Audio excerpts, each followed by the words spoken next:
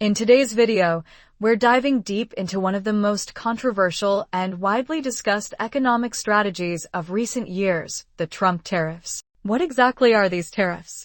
When did they start? Who do they target, and why were they put in place?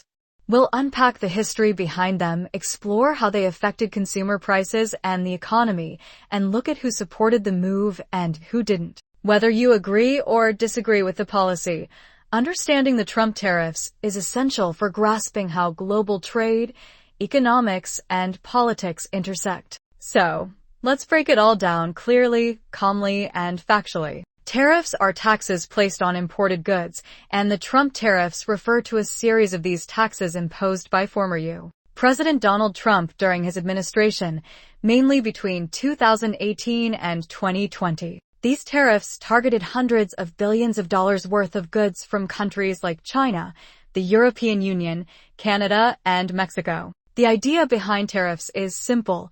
They make imported goods more expensive, which, in theory, encourages consumers and businesses to buy American-made products instead. But in practice, tariffs can have a wide range of effects on prices, businesses, international relationships, and the overall economy. Trump's use of tariffs was part of a broader strategy known as America First, a policy meant to bring manufacturing jobs back to the U.S., reduce the trade deficit, and challenge what the administration viewed as unfair trade practices by other countries, especially China.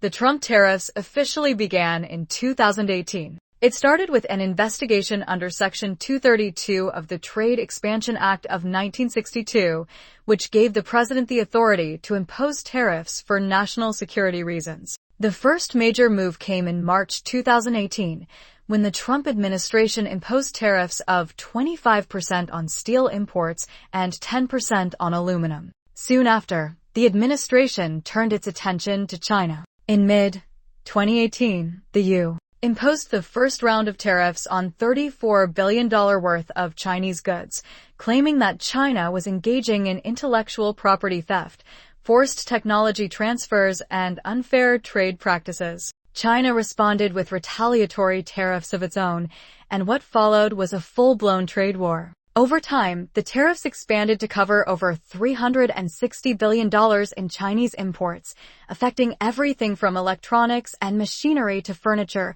clothing, and food products. The justification for these tariffs was twofold: protecting American industries and addressing what the Trump administration saw as a deeply imbalanced trade relationship with China. The U.S. had been running a large trade deficit with China for years, meaning it imported far more than it exported, and Trump vowed to fix what he saw as a broken system. The main target of Trump's tariffs was China. But the tariffs didn't stop there. The Trump administration also placed tariffs on key allies, including the European Union, Canada, and Mexico. These moves were justified on national security grounds, but they caused friction with longtime partners. Products targeted included steel, aluminum, solar panels, washing machines, industrial equipment, cars, electronics, and thousands of consumer goods. By late 2019, tariffs were affecting hundreds of billions of dollars in trade, and many American businesses were feeling the impact, both from higher import costs and from retaliatory tariffs placed on U.S.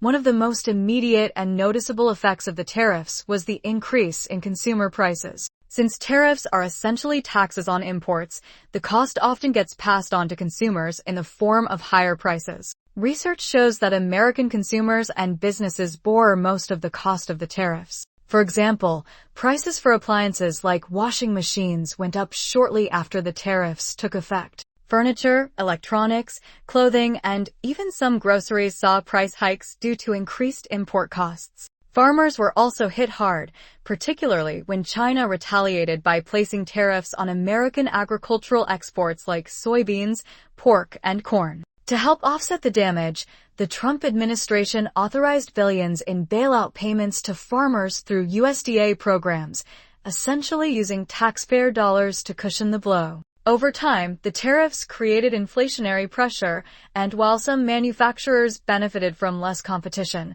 others suffered from higher costs on imported parts and materials. For many companies, It became a tough balancing act. Supporters of the Trump tariffs argue that the policy was long overdue. Many believe that China's rise as a global economic power has come at the expense of American jobs and industries. By standing up to China and pushing back against unfair practices, they say, Trump leveled the playing field. Some manufacturers, especially in steel and aluminum, supported the move. They claimed the tariffs helped revive their industries by protecting them from cheap foreign competition. Supporters also pointed to the fact that the trade deficit with China slightly narrowed during Trump's term, and that negotiations led to the Phase 1 trade deal in 2020, where China pledged to buy more U.S. goods. From a political standpoint, many Republicans and some working-class voters supported the tariffs as a form of economic nationalism, a way to bring back jobs and restore American industrial power. But not everyone was on board. Many economists, businesses, and trade experts warned that tariffs would backfire, and in some ways, they did. Large retailers like Walmart and Target warned that prices would go up for consumers. Tech companies and auto manufacturers complained about rising costs for parts and materials. Farmers saw overseas markets dry up as China and other countries turned to alternative suppliers. Even within Trump's own party, there were critics. Free market conservatives argued that tariffs distort the market and lead to higher costs. Internationally, key allies criticized the U.S. for using national security as a justification for economic protectionism, straining diplomatic relationships. Overall, the business community was divided. While some benefited, others felt squeezed by the trade war and uncertainty in global markets. When President Joe Biden took office in 2021, many expected him to roll back the Trump tariffs. But in a surprising move, the Biden administration kept most of them in place. While Biden took a more multilateral approach, working with allies and focusing on rebuilding trade coalitions, he didn't immediately undo Trump's policies. Instead, Biden's team used the tariffs as leverage in ongoing trade negotiations, particularly with China. Some tariffs were adjusted or reviewed, but the overall strategy remained cautious. This continuity highlights how trade policy, once a bipartisan issue, has become more protectionist across the board in recent years. So, what can we take away from the Trump tariffs? Whether you see them as bold action or economic misstep, they changed the conversation around global trade. They highlighted America's dependence on imports, exposed weaknesses in supply chains, and forced a reckoning with China's growing economic influence. For some, the tariffs were a necessary wake-up call. For others, they were a costly gamble. But one thing is clear, tariffs are no longer a forgotten tool of trade policy. They're now front and center in America's economic strategy. Thanks for watching. If you found this video helpful, don't forget to like, comment, and subscribe for more content on politics, economics, and world events.